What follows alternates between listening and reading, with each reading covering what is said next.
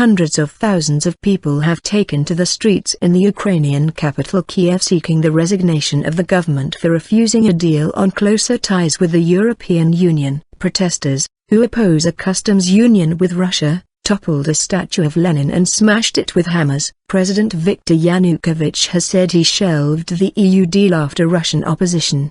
Protest leaders have given him 48 hours to dismiss the government. As darkness fell, protesters were blockading key government buildings with cars, barricades and tents. Witnesses said a group of protesters toppled the statue of Soviet leader Lenin at the top of Shevchenko's Boulevard using metal bars and ropes and then began smashing it up with hammers. Others stood by chanting "Glory to Ukraine." Any signature to a deal on forming a new Soviet Union means the breakup of the country. Yanukovych, opposition politician. Correspondents say the statue has symbolic importance as it underlines Ukraine's shared history with Russia. A razor's edge. In another development on Sunday, the Ukrainian Security Service said it was investigating some politicians on suspicion of what it called actions aimed at seizing state power. It did not name the politicians. Amid rising tensions, the European Commission said EU Foreign Policy Chief Catherine Ashton would travel to Ukraine this week to support a way out of the political crisis. Waving EU and Ukrainian flags,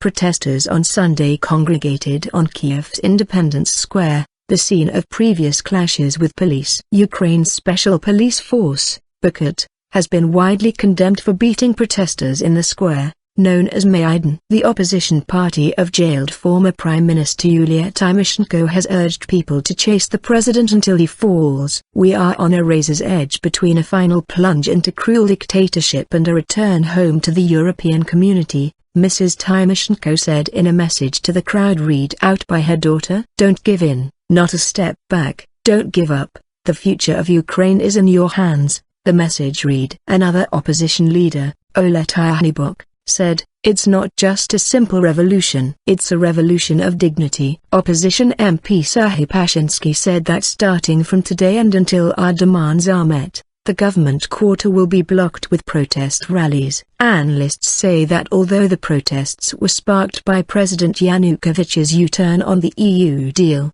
many on the streets want rid of what they believe is a corrupt system. The protests are the largest since the pro-democracy Orange Revolution in 2004. A smaller pro-government rally was held close to the opposition march with police separating the two. Energy dispute. Both Russia and Ukraine denied that the issue of Kiev joining the customs union along with Belarus and Kazakhstan came up during the Putin-Yanukovych meeting in Sochi, in southern Russia, on Friday. Correspondents had earlier speculated that an agreement on Ukraine joining the customs union might be reached in return for reduced energy prices. The two neighbors have also been trying to resolve a long-running dispute over energy supplies. Ukraine depends on imports of Russian gas, but the supplier, Gazprom, has recently complained that Kiev had fallen behind in payments. Disputes over supplies to Ukraine before 2009 saw Gazprom temporarily cutting off supplies. Pipelines passing through Ukraine also pump Russian gas to many EU member states. Any signature to a deal on forming a new Soviet Union means the breakup of the country,